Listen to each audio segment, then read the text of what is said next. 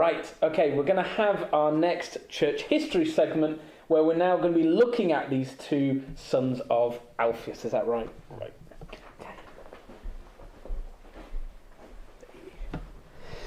So, the Apostle Matthew, we'll start with him. He's the one who wrote the Gospel, so he's the one more people know about in a way.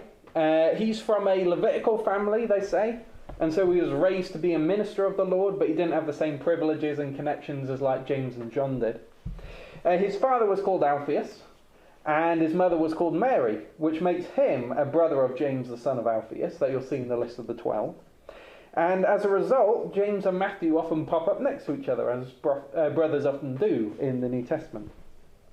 Instead of being a minister, though, like he was trained to be, Matthew decided to serve Herod as a tax collector until Jesus gave him this second chance. And that time he wasted no time in taking up Jesus' offer.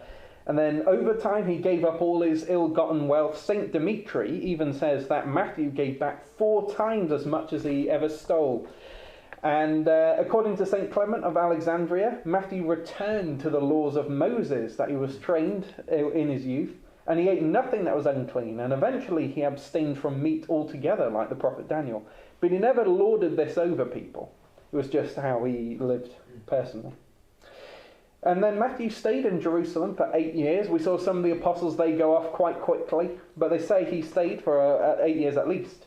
And St. Papias, he's this guy, he's an incredible character. In the first century, he interviews as many apostles as he can. And one of the apostles he managed to get to interview is Matthew. And so that's great. So he tells us that Matthew wrote his gospel in Aramaic in those first 8 years in Jerusalem after the ascension. And he wrote it to help the church of Jerusalem, knowing that at some point he'd have to leave Jerusalem.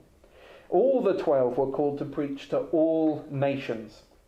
When he finished his gospel, Matthew went to Syria and the Persian Empire, even reaching the farthest reaches of Parthia in what's now called Central Asia. And there's several monasteries he founded, and they're still around today. One of them's fallen into the sea, but that means you can dive under and you can see as it all was. It's quite cool.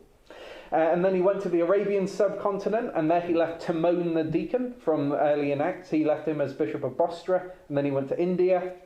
And with his mother, brother, and father, he preached in Egypt, and then made his way deeper into Africa. And he ended up meeting Simon Bacchus, the Ethiopian eunuch that Philip converted in Acts 8.